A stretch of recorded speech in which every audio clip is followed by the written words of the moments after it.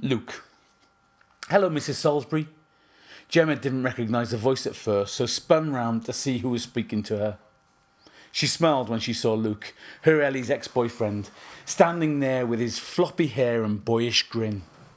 Hello, Luke, she said fondly, and then blushed as she remembered how horrible her own flesh and blood had been to this boy.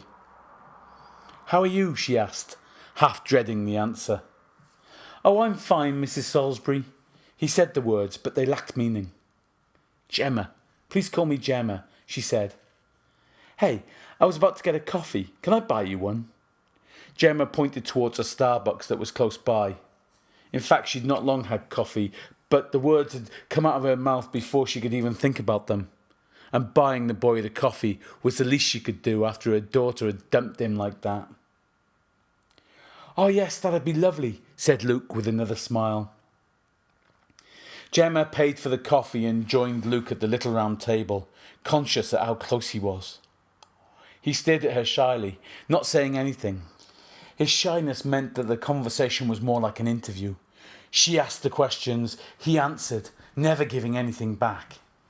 She learned he was fine and that uni was going well, and she felt a little shiver of something when he said that he hadn't found anyone else yet. Ellie had been dating Luke for about 3 months before he went to university.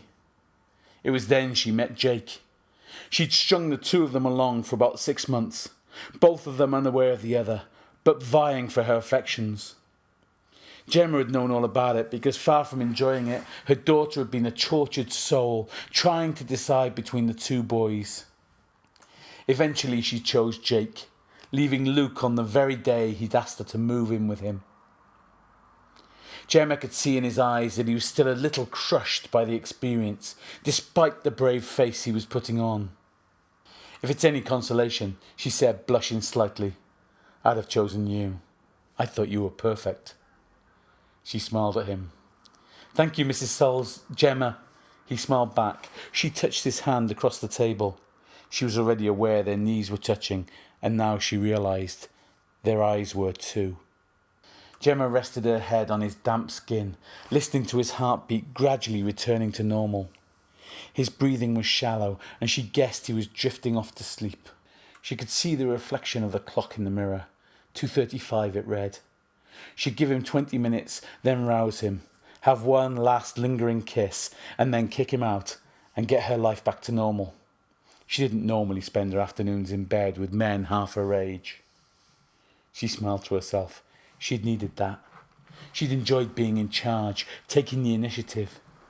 He was keen, a bit too eager, a little bit too rough, but she slowed him down, made sure it was all about her. She thought of her husband, but she didn't feel guilty. He'd lost interest in her years before. He'd lost the right to be angry about her infidelity. She thought of Ellie.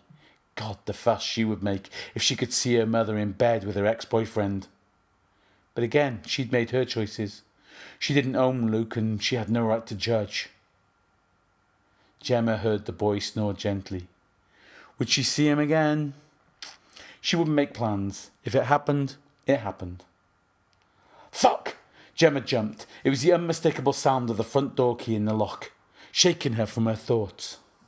Hi, Mum! She heard her daughter's voice from the downstairs hallway. Fuck! Why was Ellie home so early? And what was she going to do? She scrambled out of bed and threw on some clothes. The noise and movement roused her young lover. Stay here! Stay still! Don't make a noise! She hoarse-whispered. She checked the mirror, checked her hair, and opened the door to find out why the fuck her daughter was home at 2:37 p.m. Would Ellie notice that her mother's jumper was on back to front?